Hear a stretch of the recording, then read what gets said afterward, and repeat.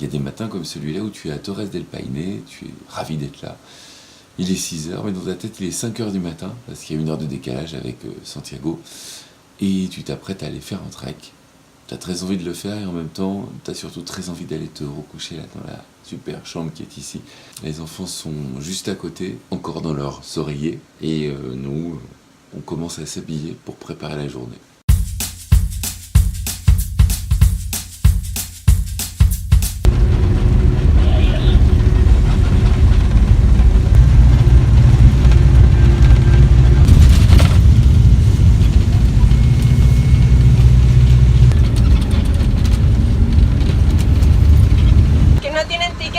Deben ver un video con las normas del parque, luego llenar este formulario y pagar su ticket en la oficina, así que todos deben ir a la oficina ahora, ¿ya? Bon, ça y est, on y est, on est au démarrage de la rando. Il faut encore qu'on prenne nos tickets. Sabrina et Noël vont descendre du bus, il y a beaucoup de vent et le temps est très clair. Voilà, là on va chercher nos tickets, ça se passe par ici. Première étape, on a vidéo. Voilà, on est sérieux.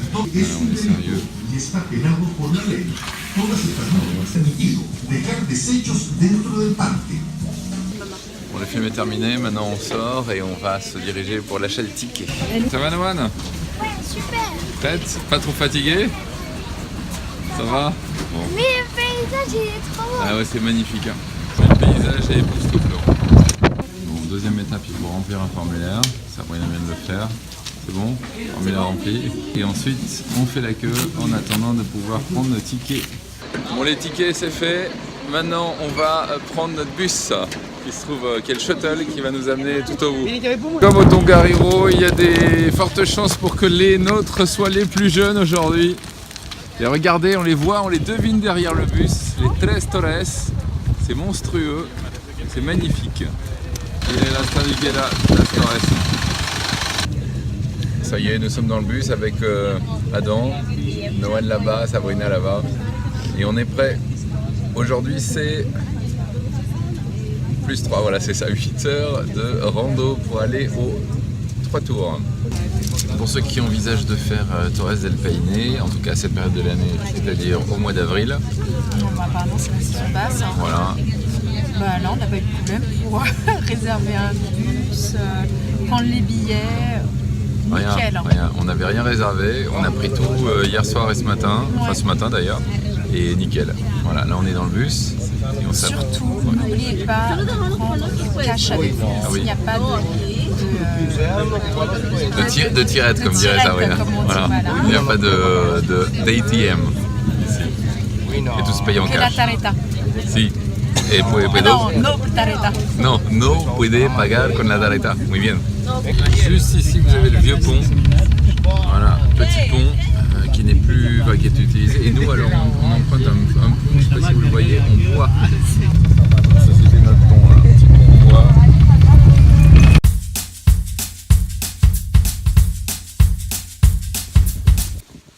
Ça y est, on y est. Départ d'une rando de 8 heures. 8 heures. Voilà, pour aller voir les Tres Torres. Après, à peu près comme le Tongariro. Ouais, à peu près. Normalement, c'est plus facile, sauf la fin qui risque d'être un petit peu difficile. Il y a un petit peu d'escalade. Hein, il est 10h. Alors attends, il est 10h. Il est 10h pile. Bon, allez, normalement 8h. Voilà, là, c'est magnifique. C'est tellement beau. Mirador Las Torres.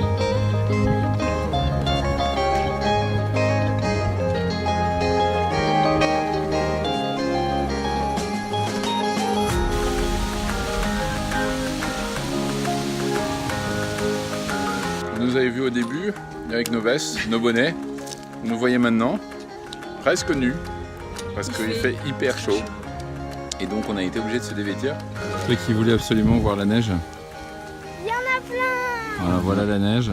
Je sais pas si on ira jusque là-haut, mais t'as envie de te rouler dans la neige? Déjà, ça me fait plaisir de le voir. Rien que de la voir. Mais on pourra pas la skier celle-là. Ouais.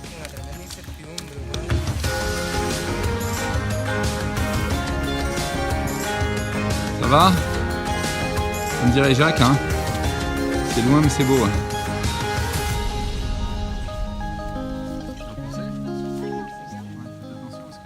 Bon, après 1 heure d'ascension, ça monte toujours bien.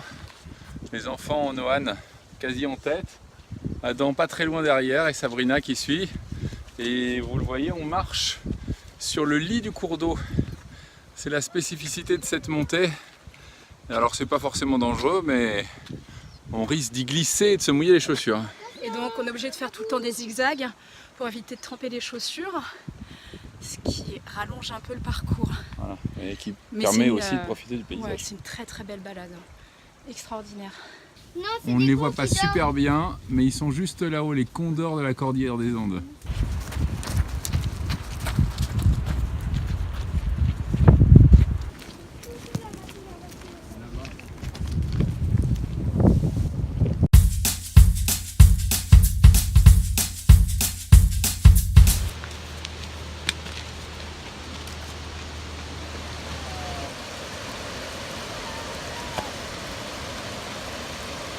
Là, on est sur un sublime pont. Regardez les couleurs autour de nous. La carte postale du jour. Paysage encore une fois sublime.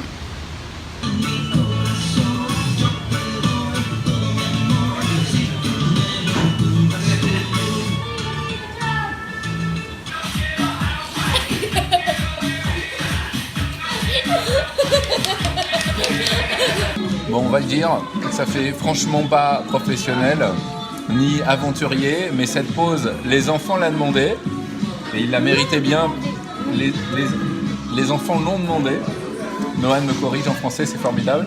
Surtout le petit qui est là, qui a quand même 7 ans, il faut le rappeler. Donc on mange la petite pizza qui est ici et ensuite on réattaque plus de 2 heures de montée. 2 heures, et la dernière heure c'est l'escalade. Voilà, et ensuite redescendre, donc il nous reste 6 heures de balade.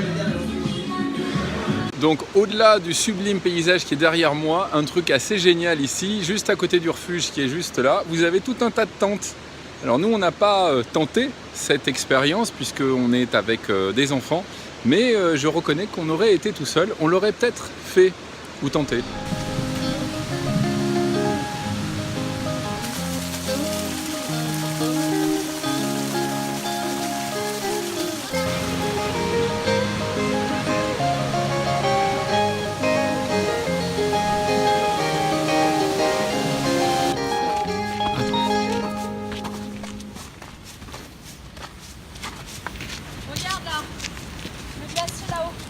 On est au pied d'un magnifique glacier.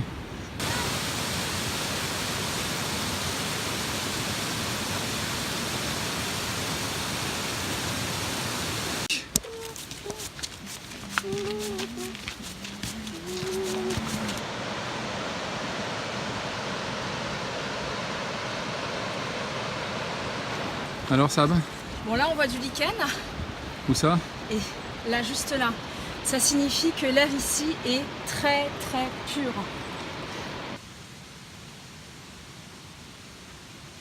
Il nous reste à peu près 1 km depuis ici. On en a fait, donc comme il y en a 9 à l'aller, déduction faite, on en a fait à peu près 8. Ouais. Et là on arrive face à un paysage majestueux. J'essaye d'employer des synonymes de magnifique, extraordinaire. Non, mais parce il n'y a que pas assez de superlatifs. voilà. En fait, il va falloir qu'on commence à attaquer les merveilloso, muy bellissima, amazing, parce que voilà, on a utilisé. Vu des paysages incroyables en Australie, ensuite en Nouvelle-Zélande. On recherchait ce type de paysage, on était en manque. Et là, on est voilà. Voilà, on est gâtés. Ce n'est pas de la neige, hein. C'est de la crème solaire qu'elle a sur le front.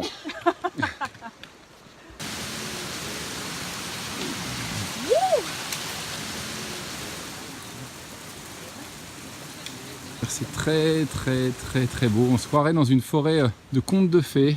L'impression qu'il y a Gandalf qui va débarquer. Noan, il y a Frodon à ta droite. Bon, donc vous voyez là-haut, c'est les 13 Torres qui sont cachés par la montagne. Et tout ce qui est ici, que nous allons, j'allais dire ascender, que nous allons monter, c'est les restes de cette montagne qui s'est effondrée. Comme on le voit bien, il y a la montagne.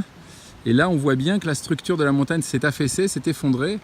Et donc, on va gravir touc, ce petit chemin pour aller voir ce que ça donne de là-bas. Il est là. Et on avance vers lui. Oui, on nous l'avait dit la dernière heure, c'est monter comme ça de la caillasse et surtout beaucoup d'eau qui coule là au sol. Donc un peu dangereux, ça risque de glisser. Mais bon, allez, j'ai envie de dire qu'on en a vu d'autres. Donc on essaye d'avancer. Normalement, nous devrions arriver là-haut d'ici 40 minutes.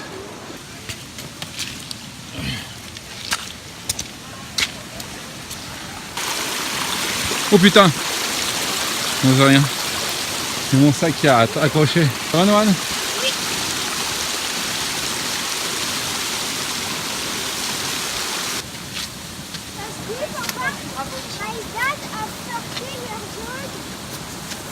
Yes.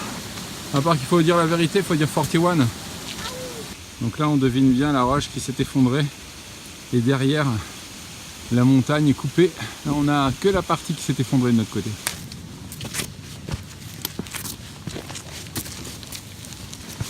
Allez, on continue. Ouais. Bon, on le savait, la fin, ça monte. Ça monte, ça monte et ça monte.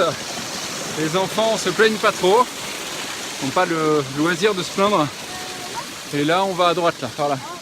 En fait, on monte directement dans le cours d'eau. Moi, je pense qu'il faut monter par le milieu. Waouh! C'est quoi votre sentiment, là, tout de suite? Franchement. Ça va. Moi, depuis tout à l'heure, j'ai mon pull. Je vais l'enlever, je suis à moitié content et à moitié pas content. Vas-y, dis-nous pourquoi, chérie. Je sais pas. Voilà, ça, c'est le paysage et je dois bien avouer que le jeu en vaut la chandelle. Bon, on se disait que c'était le plus dur était passé, mais en fait non. Voilà, ça donne ça et l'objectif il est hop par là-bas. Voilà, et juste derrière Sabrina, on voit ce manteau de nature qui s'est arraché avec un glissement de terrain. Voilà, ça s'arrête jamais. Jamais, jamais, jamais. Et nous on est derrière. Ça va, non? Il s'en fiche. Là il est en mode je monte. J'écoute plus rien. Mise en perspective. Ça c'est le chemin. Clac, clac, clac, clac, clac, clac, clac, clac, clac, clac, clac, clac, clac. Et nous on est par là. Et presque. Et c'est beau. Ça y est, on est arrivé. Franchement, le jeu en valait la chandelle, comme on dit, même si la fin était un peu difficile. Alors Adam, ça te plaît? Tu vas te baigner?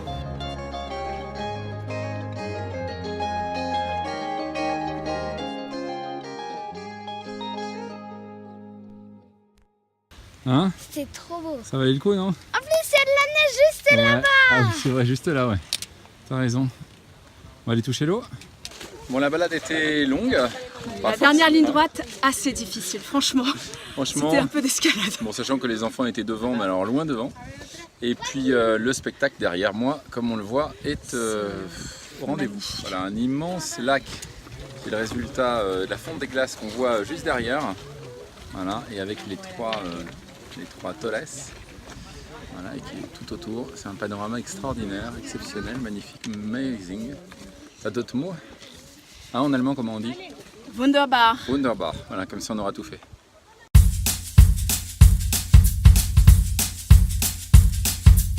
Bon, un panneau qui annonce que le lookout ferme à 4 heures. Pourquoi? Eh bien, tout bêtement parce que passé 4 heures, il ne vous reste plus assez de temps pour descendre tout en bas pour prendre la navette qui vous amène ensuite au bus qui vous ramène en ville. Donc il est 3h27, il va falloir qu'on y aille.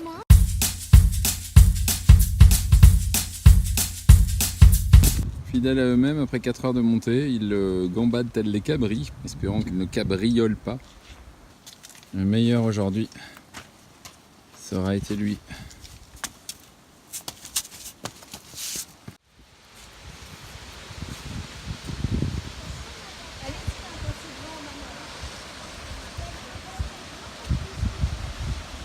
Bon, donc là on est en pleine descente, on descend à un bon rythme, sachant qu'il est actuellement 16 h, que le dernier bus est à 19h18 et que nous avons encore à peu près 3h15, 3h30 de marche, donc enfin de marche de descente. On espère qu'on ne va pas se retrouver dans la configuration du Tongariro où il a fallu courir les 5 derniers kilomètres.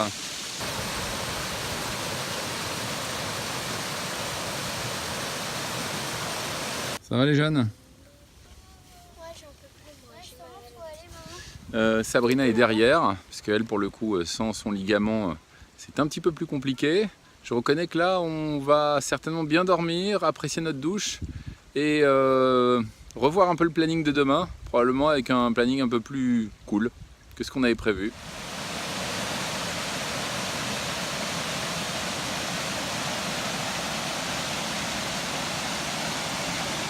Alors, bilan de la balade du jour, bilan à chaud, voire à froid, puisqu'il commence à se faire un peu frisquer. Je suis rincée. Voilà.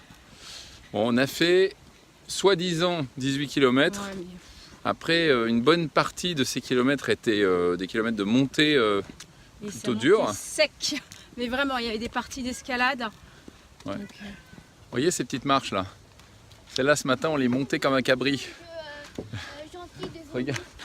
Regardez, Sabrina, elle voulait les éviter. Regardez dans quel état elle monte les marches.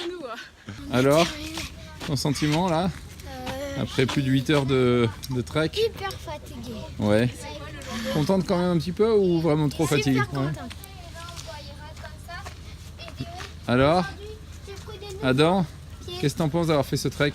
Bien. Sabrina, tu attends le Seigneur Gomez? J'attends. C'est ça. Notre bus devait arriver à 19h45. Nous sommes avec 2 enfants et nous attendons tranquillement. Et il fait très... Et il fait parfaitement bon.